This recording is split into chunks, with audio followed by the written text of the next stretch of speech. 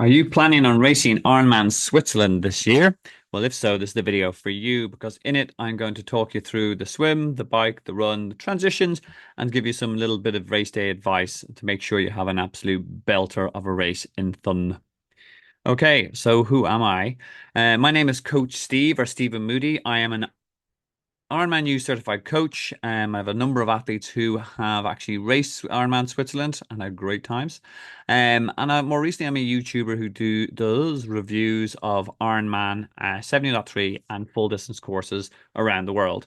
Typically, I'll interview a coach or a race organizer, etc. But Switzerland, I actually have had athletes who've raced it, so I picked their brains, and I'm going to share all the key info with you. So what we're going to do, swim course and tips, bike course and tips, run course and tips, and key other things that you need to know. So we'll talk about nutrition, equipment recommendations, etc. as we go through. So let's know the course, prepare yourself as well as possible, and let's dive in. So swim course, it's a one loop course, highly likely wetsuit legal. The Lake Thun is from it's glacial water, so it's very cold and all the rest. So therefore, for those nervous swimmers, you are definitely likely to have a wetsuit swim. It's never been a not non-wetsuit swim in its history so far. Um, some tips. We'll talk a little bit about the course. It's a very simple course in terms of navigation. There's not an awful lot of turns, no Australian exits, straight down and straight out. The swim entry is a little bit of a walk from transition, and your swim entry and exit points are two different points. So we'll talk a bit about that. But how will your race day start? For those who are new to Ironman distance triathlons, what Ironman have do is they call a rolling or a seeded swim start. This means on race morning, you'll come along and there will be different pens for you to put yourself into based on your estimated swim time. So, for example, there's four kind of boxes. There's one if you're under 65 minutes if you're a fish, uh, an hour and 5 to 75 minutes, an hour and 15 to an hour and 30, and then for the kind of rest of the people afterwards. So what you'll do is you should know from your swim pace in your kind of long distance sets from your open water swim training roughly what pace you will be in a wetsuit. And then you put yourself in these pens accordingly. And then that means, and what I say here is make sure you seed yourself correctly and be in place early. You need to put yourself in the right swim pen. So don't, if even if you're nervous or making the cutoff, there is zero benefit to putting yourself in a faster pen because two things will happen if you do. One, you'll get swam over by by unapologetic stronger swimmers. They know the rules. This is designed to allow the faster swimmers to get open water first and sort of swim with people of their own ability. And that's the second thing you're missing out on. If you are a sort of 2 30-minute swimmer and you put yourself in the under 65-minute pen, you are not going to be able to hold any of those guys or draft any of those guys. But if you put yourself in with swimmers of your own ability, you'll more likely get a draft, which is 100% legal in the swim. It's legal on the bike, and we'll talk about that later. But it's also a really good strategy. If you're with swimmers of roughly the same ability, you stay on their feet, you stay on their hip, and all the rest, and they end up doing a lot of the work for you. So make sure you seed yourself correctly. And this is how you'll enter the water. Typically, they will have these metal gates here, and they'll have volunteers here, each will holding their arm out. And after the gun goes, and Paul Kay, whoever the announcer is, gives the kind of big countdown chat. After the gun goes, every 5 or 6 seconds, a beep will go, and these guys will lift up their arms like that, and then 4 or 5 swimmers will go at a time. See, these guys are off and that let volunteers will hold down. It's how Ironman controls the flow of swimmers into the water. It makes it a less anxious experience for kind of weaker swimmers, and it makes it more accessible sport for all. So I'm a big fan of it. But you mess that up if you don't seed yourself correctly. Find your right time, put yourself in the right pen, and start yourself off well. So the water quality is absolutely pristine. It's clear. There's no strange wildlife in it. You're not going to be finding jellyfish seen it's in a lake, etc., or sharks. So it's a really nice swim. We recommend tinted goggles because the sun will be rising at some point and it will be in your eyes certain parts of the course. So therefore, if you have a tinted goggles, that will help take the glare off your poor little eyes at that early hour in the morning. Stick tight to the buoys. You'll have a red turning buoy here, here, here, and here. But in between, you'll have these orange buoys, which will allow you to judge your progress. Make sure you're tight to them. The only time I'd recommend not being tight to one of these buoys is at the turning buoys, because that's when it can get a little bit congested. And because the fastest line is if you go straight across, and that's what the stronger swimmers will do. But it can get a bit congested and people can end up swimming on top of each other. Not a pleasant experience if you're a weaker swimmer. If you are, go a little bit wide. Yes, you'll add on 5, 10 seconds to your overall time, but in the greater scheme of things, you won't get punched in the back of the head or you won't get dunked by accident, and you'll have a nicer swim. So tight and then wide at the turning buoys, at the red buoys. Okay. Draft as much as possible. I've talked about this earlier. This is where you swim off someone's hip or on their feet and all the rest. It's like in a pool when you're right behind someone. It's much easier because they're following the bubbles and they break the surface tension of the water for you. Draft as much as possible. Really efficient swimming strategy for Ironman. Another tip I give my guys is when you're coming around and you're doing in your final leg here, and you'll be able to see your final sighting point, which would be that big black kind of swim exit arch. Start kicking your legs a little bit more aggressively in this stretch here. Why is that? As if you think about it, you've been swimming, you've been horizontal for an hour, 2 hours, and then if you try to jump up like that, all the blood goes straight down to your legs, and you see people getting jelly legs and a little bit faint. Two things will help you with that. One, kicking your legs a little bit more increases circulation throughout the body. And two, don't bounce up. Get up slow and steady.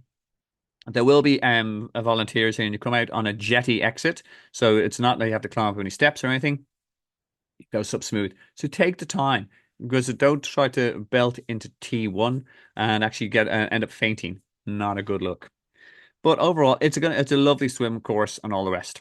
You do have, as standard Ironman, cutoff times, 2 hours and 20 minutes from when you cross the mat. And by the way, that's another key thing about the seated swim start. Your time only starts when you cross that mat, which is right in front of those volunteers. So once you get there, once you cross the mat there, you've got 2 hours and 20 minutes to get to here, which again, pace it well, draft well, have done your training. It will not be a big deal. So some training prep, I advise, do practice swimming in the open water in your build phase or when you're getting race specific, because swimming in the pool all the time, it's very different to swimming in the open water, especially when you're swimming with a wetsuit. It can feel quite constrictive and all the rest. Although it will make you buoyant, you want to make sure you get the benefit and know how to swim correctly in a wetsuit. And it's faster if you've practiced in it. For me, I also get my guys to definitely do the distance of at least 3.8K in one of their long or practice swims. Ideally in the open water, if you're with friends and you've got all the safety measures in place, you've got a lifeguard on board, you've got a swim board, you've got swim buddies. But even worst case scenario, even if you swim continuously for 3,800 meters in a pool, you learn things about yourself. It's mentally draining. Your goggles possibly are too tight and all the rest, whether you have the endurance, etc. Do that practice. And when you do it, you go, actually, I've got this. It's really, really good for your self-confidence.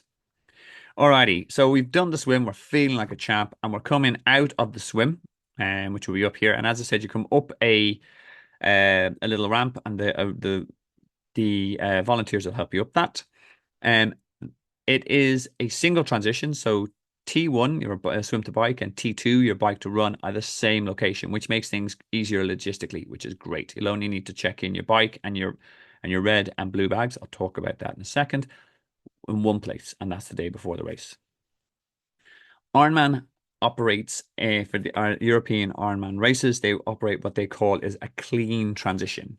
So if you've done a local transition, we would have had a different experience where you lay out your shoes, your helmet, and your sunglasses beside your bike.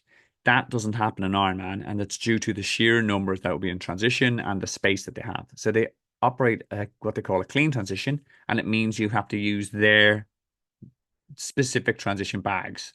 And we'll talk about that in a second. But for this one, when you're transitioning from swim to bike, you have to use a blue bag. Okay. What does that mean? As I said, with the transition bag system, you have to put your equipment into that bag for that transition. So in your blue bag, you'll have your helmet, you will have your sunglasses, you may have your a bike top if you think it's going to be cold. And spoiler alert, the weather can be changeable in Switzerland, so do pack and prepare for both warm days and cold days. It can get kind of rainy, etc. When my guys did it, and the year before it was scorching hot. So make sure you could pack for all eventualities. But back to the blue bag, then you can have your additional nutrition, your bike shoes, etc. That will all go in the blue bag, and this will form part of your transition.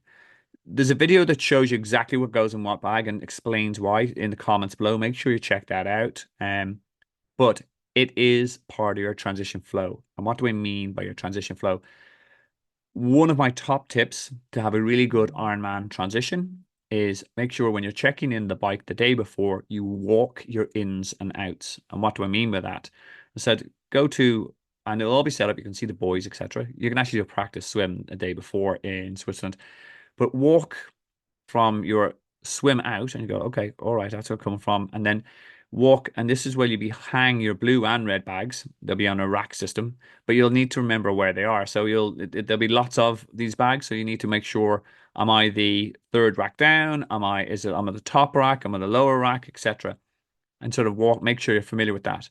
And then in Ironman races, you will be given your number when you register. They print them out. So it's a cool way if you want to be with all your buddies in the same area in transition, make sure you register together.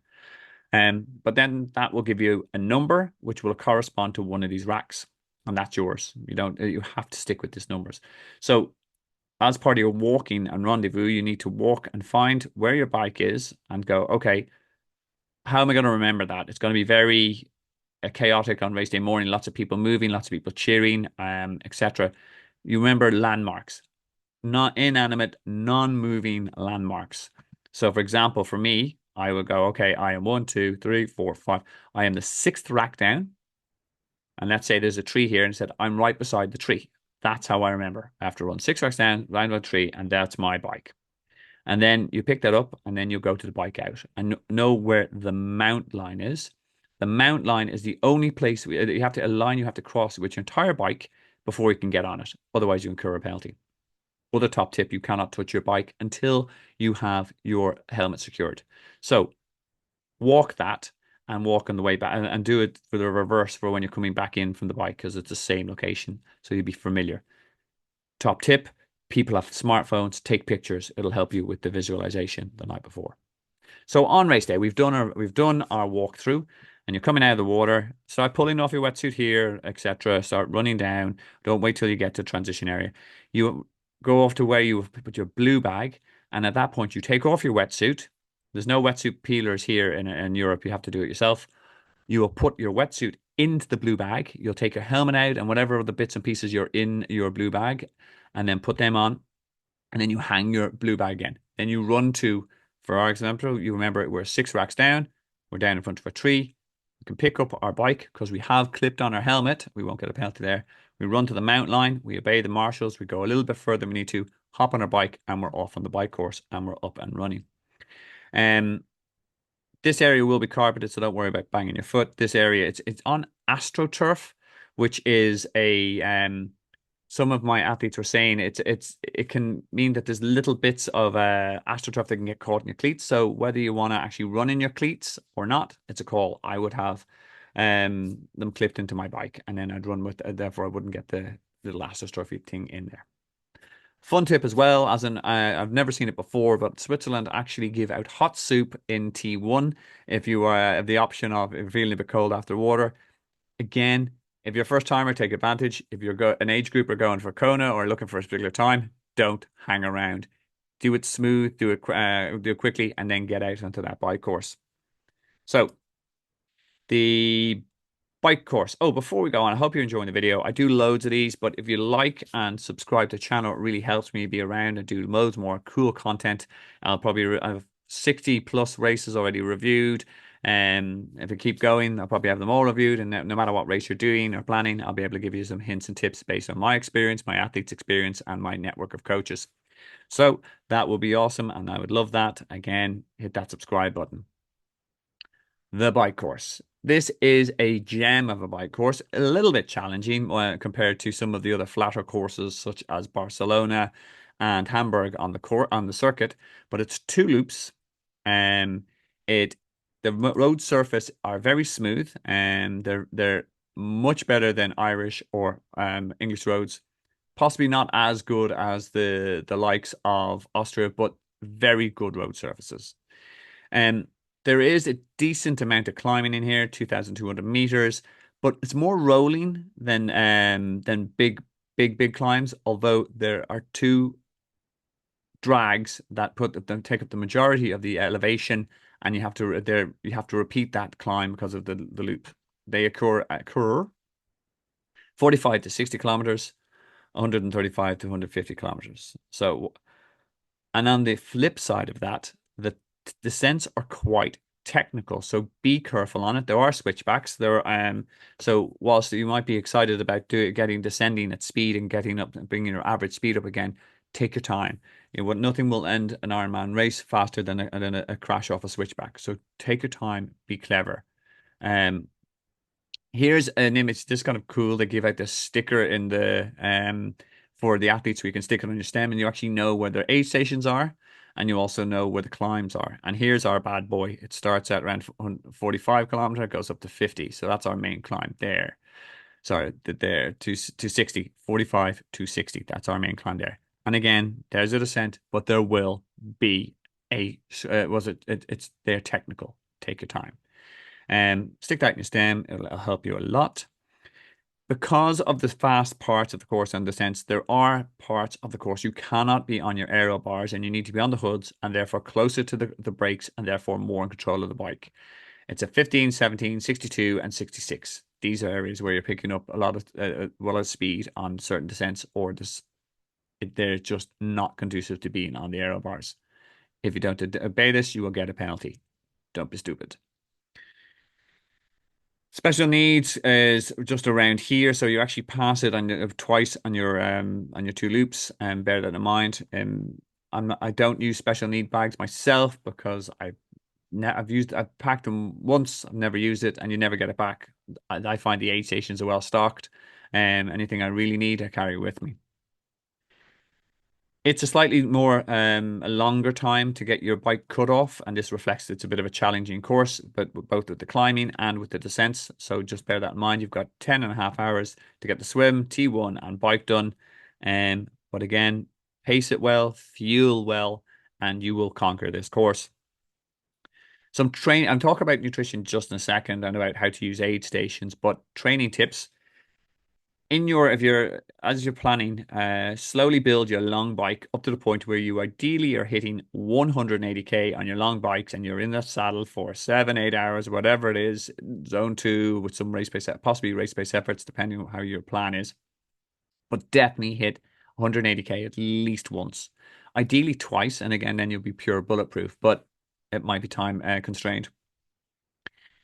Do build in climbing in the latter part of your long rides. There's no point in being able to do 180k flat and thinking you're going to be a rock star in this course. You are not. You need to get those climbing muscles, those uber bumpers working. Um, you do that by doing hills. You do that by doing hills on tired legs, having hills at the end of like a 140k bike. That's how you become a better cyclist, and that's how you prepare for this. And again, do some technical descents as well. Get comfortable on the bike, out moves, etc. Don't be turn up and expect to rock this course if you haven't practiced those skills. And you'll get through it, but you will just be slower. If you practice getting the distance in, climbing and descending, you will be much better time for it.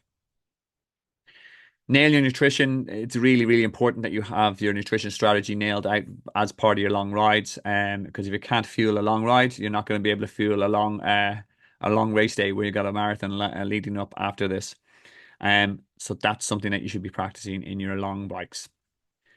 Aid stations. So These are key for your Ironman experience. You need to know where they are, you need to know how to use them, and you need to know some pretty specific rules on them.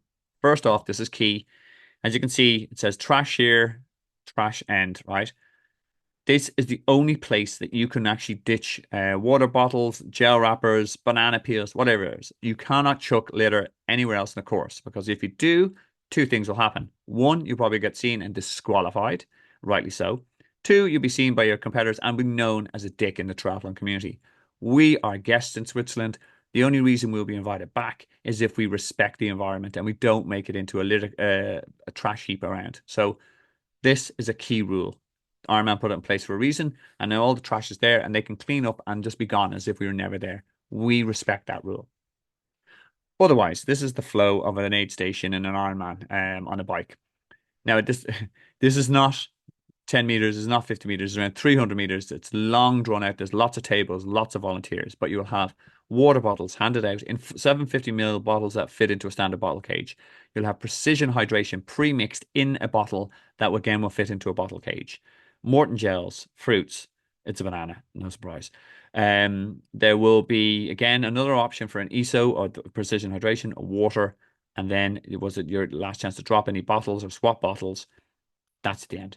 There will be portaloos here, and you don't have to cycle through the entire thing, but you can stop if you want. But again, there's some key things here. One, if you were going to use an aid station, you got to communicate with other people and the volunteers. If you're coming in, tell people you're coming in. Don't suddenly veer, oh, there's an aid station, I'm going to veer in. You should know it's coming. You should know when as part of your nutrition strategy, when should I pick up? When am I going to be low on food that I'm carrying? And therefore, I need to go at the third aid station and start shouting to people, I'm going in, I'm going in. Make eye contact with a volunteer for what you need. Oh, I need to pick up some ESO. So I am going to ESO, slow down. Slow down. This is so crucial. If you do not slow down, you'll become a danger to yourself, you'll become a danger to volunteer, you'll knock the bottle over and you'll make a balls of it. So make sure you slow down, point at the volunteer, ESO, they'll do their very best to get it into your hand. It's up to you then to secure it into your bottle cage. And by the way, say thank you to the volunteers. They're giving up their day. Again, if you need to pick up food, then do that. Banana, to grab it. Always in control. And then when you're heading out, tell people you're coming out. So go, okay, I'm coming out, looking around, being situationally aware. Lots of moving parts, people moving in, moving out. Don't let an aid station mishap ruin your race and whoever else you crash into or get crashed into by. So the aid stations for the bike, they're 4, 94, 24, 14, 48, 72 and 16. As I said, they're Morton Gels, caffeine and no caffeine, and the precision hydration. Okie dokie. Now, oh, by the way, there is a video I have in terms of that actually in the comments below that goes through how to do an aid station, how to demonstrate, do some demos, some key tips as well. A lot of stuff I've told already, but it's put together in a nice way. And you'll see how the pros do it, and you'll see what the key things you need to avoid. Okay, doke. Now we're back to transition two. Remember, it's the same location. So this time you'll be coming from this direction in, and the mountain line will now become your dismount line, where you need to 100% have stopped the bike, get your leg over before you can run over that line, or else there'll be a time penalty. Now you'll be running in. Now your bike will be in the same place. So we'll have walked it the day before. So we're up here and it's beside our tree. We rack our bike, and only when we racked our bike can we take our helmet off or even touch our helmet, else there's the penalty as well. We run out and again, and now this time we will be looking for our red bag. Red equals bike to run. Red run, easy to remember. And that's where you ditch your bicycle, you put your bicycle helmet, you put your sunglasses, you take your runners out. By the way, there's no bike catchers here in this race, as in that's very much an American thing. You need to rack your bike, and that's why you need to know how to walk the way it is. The transition rules again, the red bag. This time, the only thing you're really probably going to be taking out of here, your runners, possibly a visor, possibly another layer if it is a cold day, possibly a gel, and possibly sunglasses and socks. I always put on socks. Nothing will ruin an Ironman marathon than blisters on your feet. But again, you will come through here, you'll put your runners on, and then you get out. My top tip here is you get in and get out. Your T1 can be slower because you need to make sure you've got nutrition, your bike helmet's on, and your cleats. But the minute you got your runners on, You can move. You can start walking, putting your race belt on. You can start taking a gel when you're doing when you're walking towards the run out. Because you sit down and you start your muscles will cramp up, and you'll sort of start having second doubts whether you can run the marathon. Keep moving.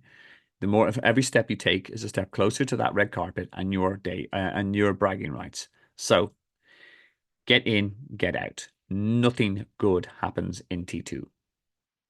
The only thing you will find in T2 are other people's problems. Someone's complaining that they had a bad bike split. Someone complaining they got a drafting penalty. Leave these people behind. Get out, run your best split, and have your best and be your best self.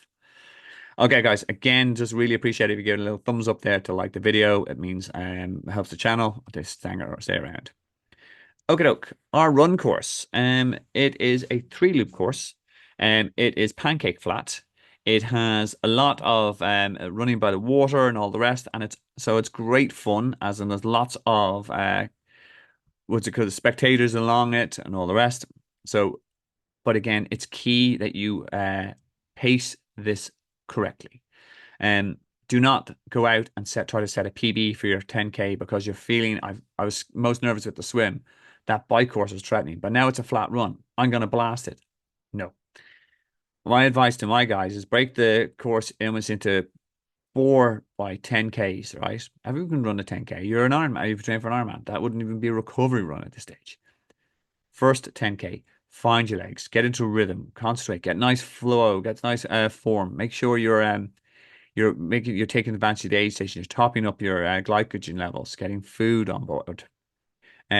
Second and third 10K, start hitting your race day pace where you would have practiced in your long runs, and you know you can hold comfortably at that kind of Z2, Z3s, lower Z2 zone, and monitor your heart rate and your effort. Um, Make sure you keep on top of your fueling strategy. And there's loads of aid stations. Essentially, there's one every kind of 1 mile or a kilometer and a half. And they are plentiful. Do not miss an aid station. Take on board fuel, take on board was it hydration, or even if it's a hot day, make sure you're using the water to cool yourself down. That's your heat management strategy. There's here's what you'll find at the again the literal rules apply. Oh, I was going to sneeze. The but against the same flow, it's a little less chaotic because there's no one whizzing by on bikes. But again, it can be lots of stuff on the floor, so watch underfoot as well. You've got precision hydration. You'll have bananas. You'll have a bit more variety. There's salty snacks. There's also soup. These Swiss love soup, so let's take advantage. If it's a cold day, brilliantly. Um, and the Martin gels were there as well. So know what you're again, and you'll have worked out your fueling strategy on your long runs, etc. Stick to that. The support's definitely the Swiss love this. They actually really Thun is really embraces uh the Ironman race, and it's fantastic at the finish line. You'll see that later on. Um, as I said, in that back to your pace strategy, first kilometer, first 10K easy, second and third, it will lock in your target pace. And I'm not going to lie to you, no matter how much training you've done, the fourth 10K and the 12K always sucks. You have to dig hard for your mental strategies, figure out what your why, visualize the finish line, try to find friends or smiling faces in the crowd. Do whatever you have to do to distract yourself and do not slow down, do not stop, keep moving. Um, but again, it's a brilliant course. As I said, the 3 loops, there's no hills in it whatsoever. The surface, you're on concrete most of the time, so it's nice and firm underfoot. And it is a great place. Training for it, people ask me, should I run a marathon in my training for an Ironman? Absolutely not. Why? Because if you do, you're going to risk injury, and it takes a long time to recover from a marathon. If you're hitting 28 to 30 to 32 kilometers in your long peak run on top of the rest of your long bikes and your just long swims and your other work, you are more than building the aerobic base. Have faith in that. Your bricks are more important, to be honest, actually, but we'll talk about that now.